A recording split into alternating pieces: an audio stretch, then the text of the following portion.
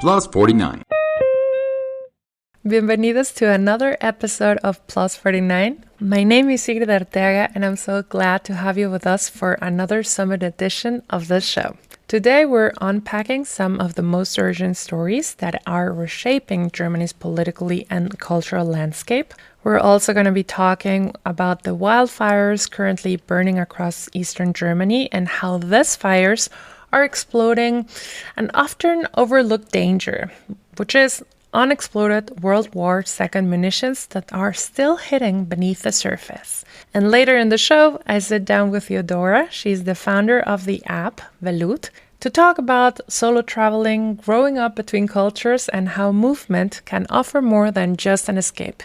It can be a pathway to connection, growth, and self-discovery. So maybe you're tuning in from a sunny picnic or just at your kitchen table. We're so glad you're here. Let's dive in.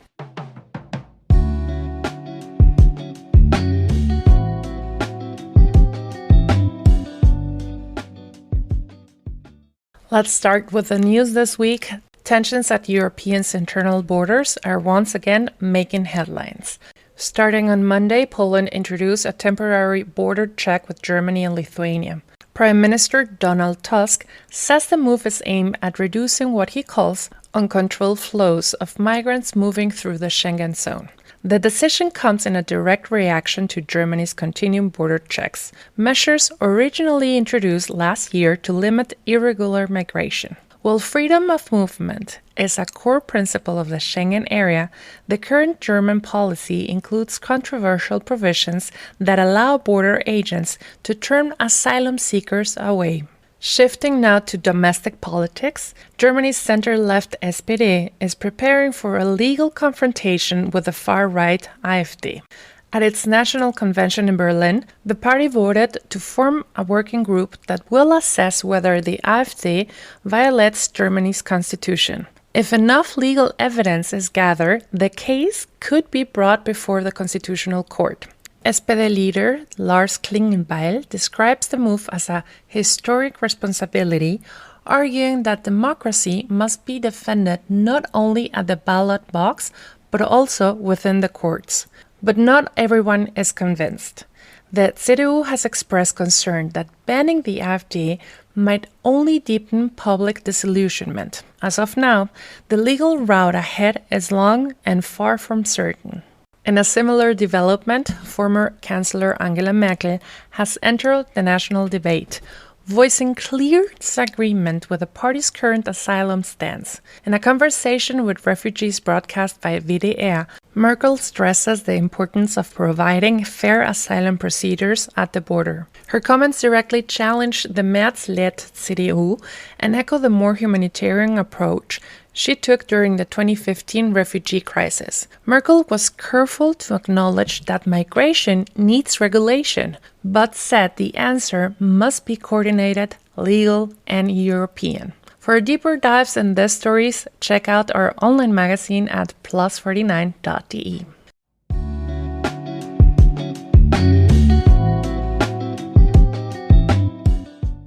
Today in our cultural segment, we're turning to the intersection of history, climate, and crisis. Because massive wildfires are sweeping across parts of eastern Germany, and some of the worst places are happening in places still haunted by the past. Over 500 emergency personnel are battling wildfires near the Saxon-Brandenburg border and in Thuringia. What's making this fire so dangerous isn't just the heat or the drought. It's what's buried beneath the ground. One major fire is burning in Gottschiedsheide. It's a natural reserve, a former military training zone where live ammunition and unexploded bombs from the past decades remain hidden. These wartime remnants drastically limit where and how the firefighters can respond. Drones and helicopters equipped with thermal imaging are now being used to detect danger zones, while nearby areas, including a residential facility for several disabled people, have had to be evacuated.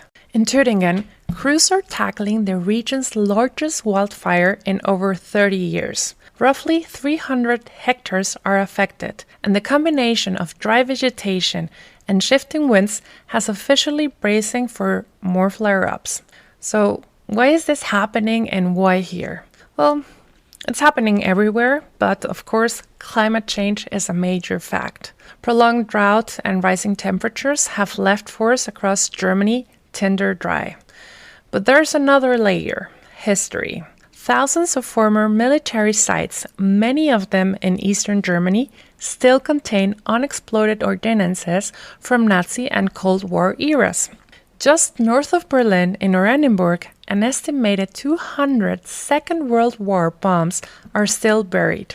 Nationwide, thousands of tons of wartime munitions remain under the forest, fields, and even seabeds.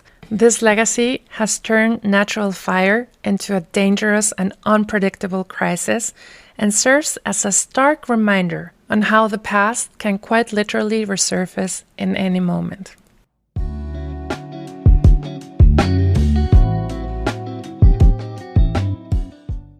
Have you ever wanted to travel, but you haven't found anybody that can travel with you? Or maybe you have a couple of friends that will travel with you, but they want to go to a beach and relax, and you want to go partying or all the other above? Well, apparently, someone thought about this and say, hey, I have an idea. I want to be super stressed, but on the same time, I want to give a solution to someone and I want to be an entrepreneur. And Theodora, I don't know how you say that in Greek. Hello, everybody. Yeah, it's Theodora in Greek. Oh, so pretty. You decided that you wanted to be an entrepreneur and help us out with traveling across the world with or without someone. Exactly. Hello, everybody. So tell us a little bit about Velout. Velout. Yes, it's Velout. I know we have a little bit of the name problem, the pronunciation, but you got it right the second time. So this is actually exactly what happened to me. I'm a solo traveler for like 10 years almost now. I'm also getting older. And I always had this problem. And I tried basically everything that is out of the market. Now more and things are coming out. And I was like, why are everybody focused so much on where we have to go? And why can everybody text with everybody without knowing who the other person is that you're gonna travel? And that's why it was basically just an idea, and I just were building it without knowing where I will go. And then we built this app where we basically match you with your travel buddies around the world, but we don't only focus where you go next, but with who you go. So on the travel personality. So we try to figure out how can we actually create those meaningful connections that are needed for every single one of us here because we're humans and we need human connections. So yeah. You just said one of the, I think, the key topics when traveling. Everybody has a different pace. I'm the person who needs to take it super slow in the mornings.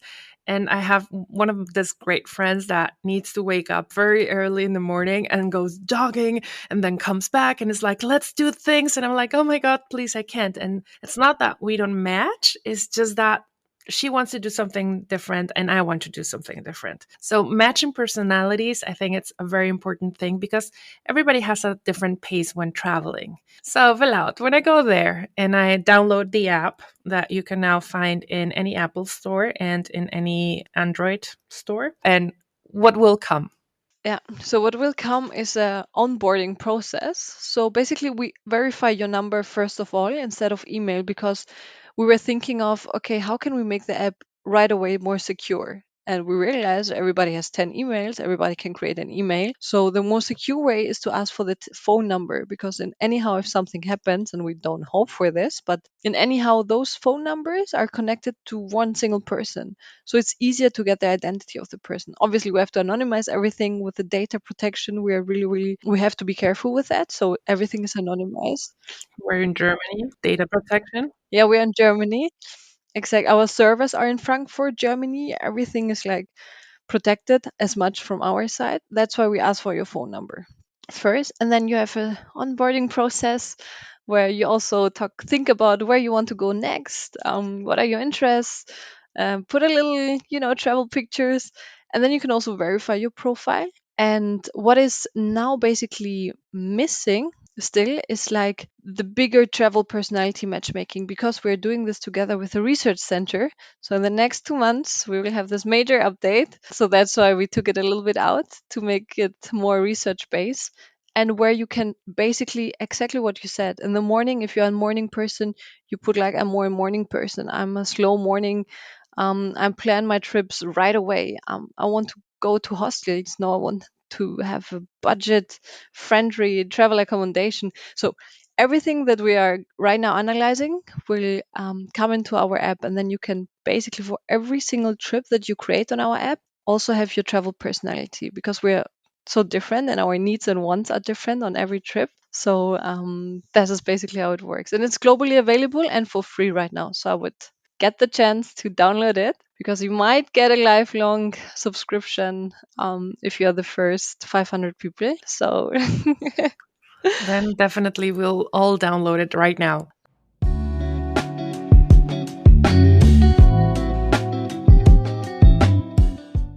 We're back with Theodora, and we're also here joined by Marlene. She's our producer. She's normally all the time behind the screens and watching if we're saying things that are okay to be said, or if I'm already saying something that I can't, or it's not very well said. Anyhow, we were talking about travel personalities, which is like a very important thing. So I'm just going to ask real quick into the conversation. Marlene, do you know your travel personality?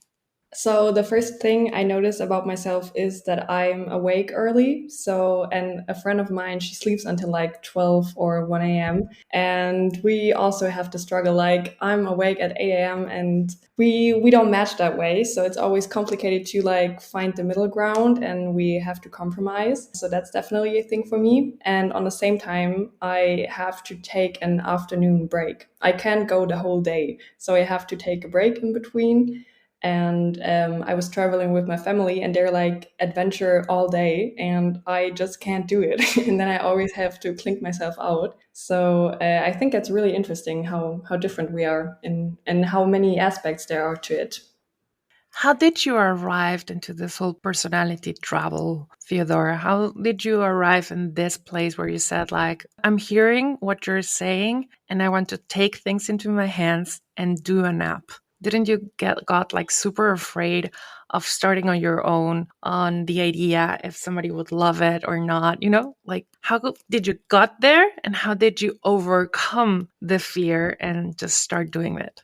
yeah, I have to say I had no clue where I'm putting myself into, so I just went for it without knowing this roller coaster of emotions when you build your own company. But the good thing was during my studies, I had like a startup coach. It was actually my lecturer building his third company or something. And he was like, I see something in you and I see something in the idea. Like, just go for it. I'm here for you. So we had this coaching calls every single week. And I really, really appreciate it, because I don't know if I would do it by myself, like without having any support. Because again, I had no clue what I'm doing without technical background. I want to build an app. Like, what am I doing, right? But I really had this passion of connecting people, like always, and traveling. I mean, I took my first flight with 2 months old, because my parents were crazy enough to give birth to the States and come back to Germany. And I think it was like in my DNA, this traveling. And I realize how lovely it is to meet so many different cultures and connect with people. Really change you as a person.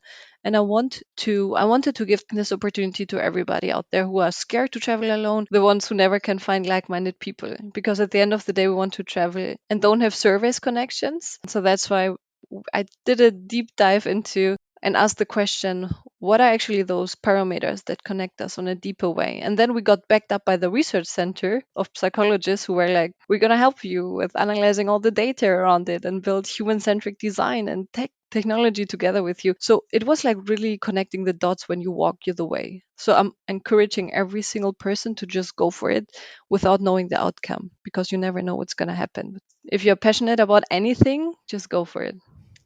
We're so going to put that out there because I think it doesn't matter also what age you are or what is your background. I think passion does move a lot of things. And building the right support system around you, it's really, really important.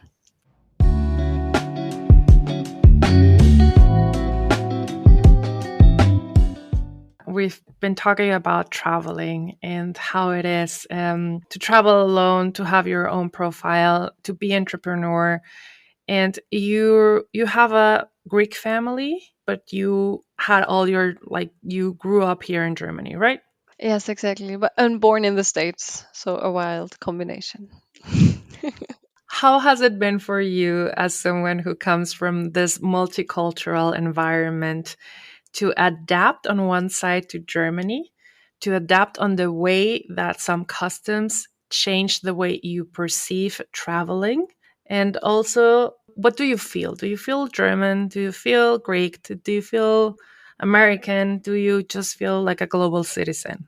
Really, I love this question. I really, really love it. And I have to say, I grew up in a little town where half of it is my Greek family. So basically, my whole childhood was only surrounded by my family, cousins, aunts, uncles. We barely could speak German when we went to school. So it was really hard for us to adapt to the German culture because we didn't know any else than the Greek culture, right? As a kid, you only see what you see around, and these were like Greek bunch of Greek people, go to Greek school, go to Greek dancing. So, and I love this about Greek people. They build their own little communities wherever they are in the world.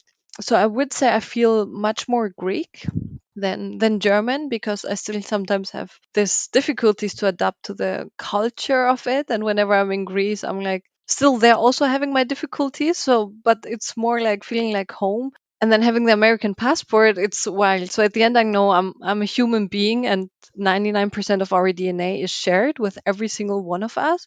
So we are kind of also just humans, growing up in different cultures and having this internalized into us. But I love, love, love to dive into other cultures and experience this because this changed my perspective and how I see the world. And then I forgot the other question, I think.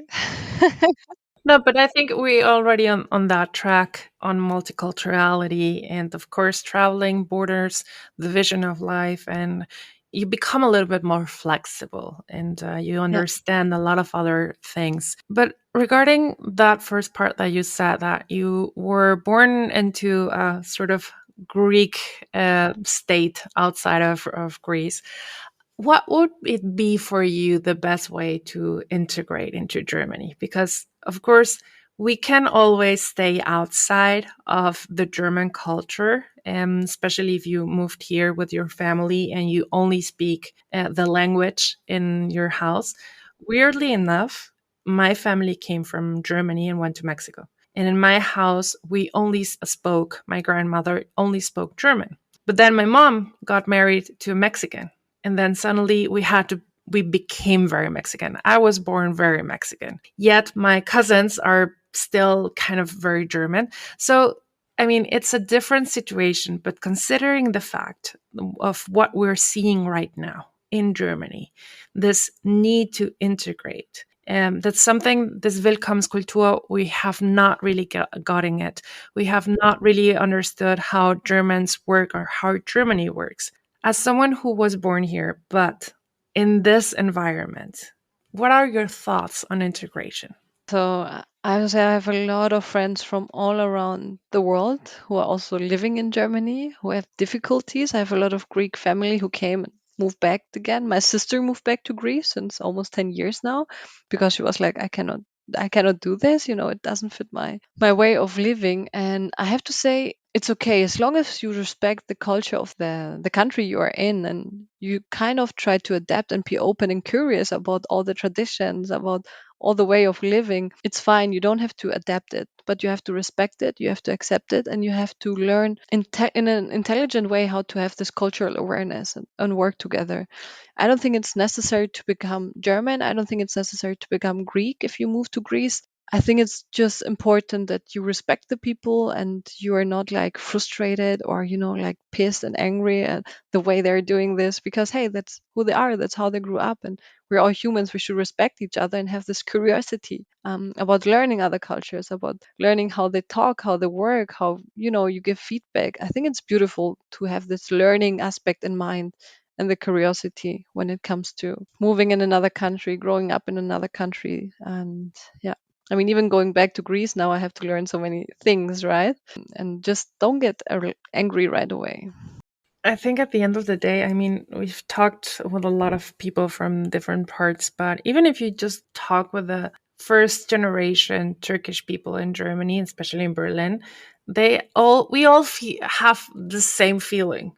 We're not longer from the place where we were born, but we're also not from the place we come from. So we're basically with two or three nations, and we just have to camouflage ourselves once we're in that new country. It is not easy, as you said. Just accept this ability of frustration and say, like, yeah, that's the way the bell bounces, so to say. Yeah, exactly. And at the end, we don't like we cannot forget that we have such a privilege being here and growing up here. As a kid, I always wanted to go back to Greece. I was angry at my parents, but then I realized, wow, I wouldn't have the opportunity to study, to live 1 year in Mexico as well, abroad due to the German university, and realizing also the Germans almost have the best passport, right? It's also a privilege to travel, I have to say. Not every country, not every human being can travel, and this comes back to colonialization and still is unequal how we travel and who is able to travel.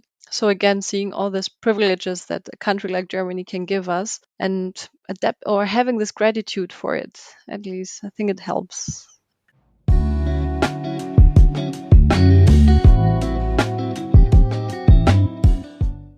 So we're back to our last part with Theodora, and I just wanted to hop on something you said about solo traveling and the scary part and how we just should do it. But do you have like any tips or how to start? Because I never did it, and I am scared because I'm thinking, what do I do? What if I get lost or anything? So do you have any tips?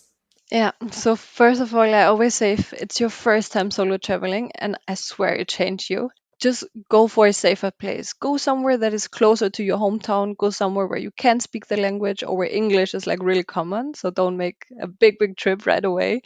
Make it a short time period and match an hour app maybe with a travel buddy who fits you. So you are already not alone, because we say travel solo but never feel alone. And I think this is the slogan we're aiming for. And already look into the transportation there in the city, right? So you don't get lost immediately when you arrive there. Book a really nice accommodation beforehand, maybe a hostel where you can already connect with some people. And yeah, keep it shorter, keep it a little bit more structured, and don't go too far too fast. Because I have friends who did solo and they were like, I will never do this again. I got so scared. I cried every single night because I feel alone. I couldn't speak the language. Nobody understood me. So start slowly and yeah, match and find a travel buddy on our app if it makes your life easier.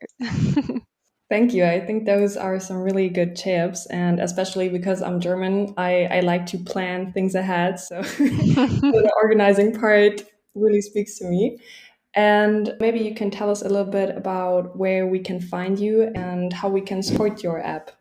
Yeah, so you can find me personally on LinkedIn. I'm very active there and post cool stuff of events that we're hopping on. So you can definitely connect with me on LinkedIn and ask me there any questions. I might respond super late, but I'm responding to your messages. And also our startup is out there, Velout app on Instagram, TikTok, LinkedIn, basically. And obviously download it for free. We are looking so much like it's the first version of it. So we are so open for feedback along the way. We have customer support number and email also on the app. So if you have anything, either personally text me, download it, test it out, and tell me your feedback, what you like, what you didn't like. We are so open to hop also on little calls with our customers and yeah, build something even greater for them at the end.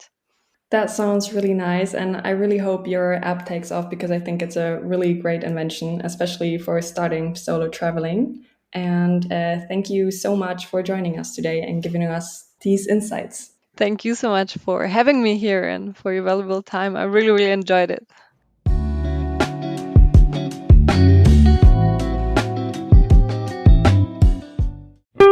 Plus 49. Ask German.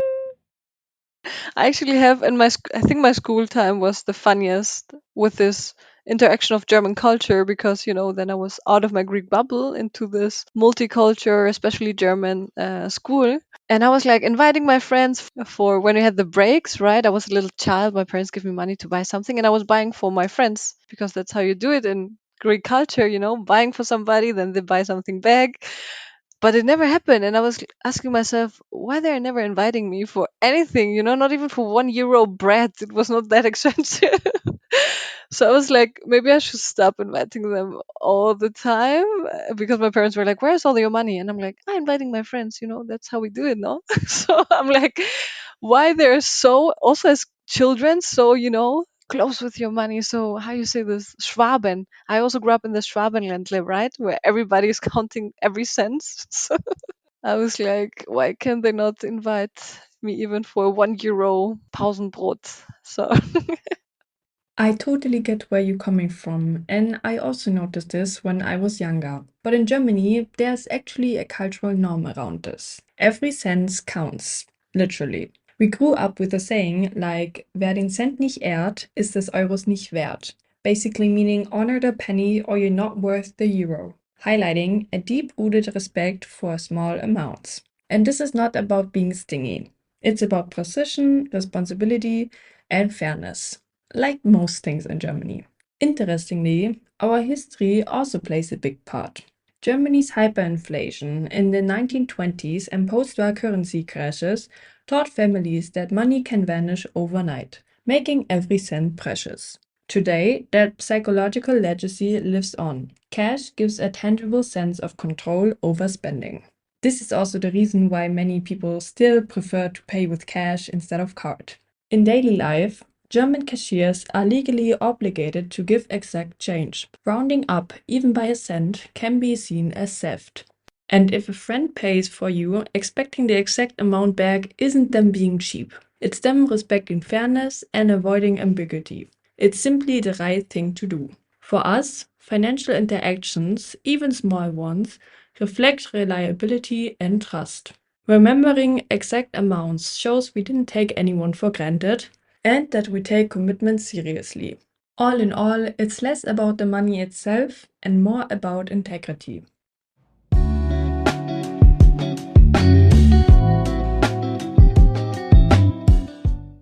And that's it for today's episode of Plus 49. A big thank you to Theodora, founder of Velout, for sharing her story and reminding us how travel can be a tool for self-discovery and connection.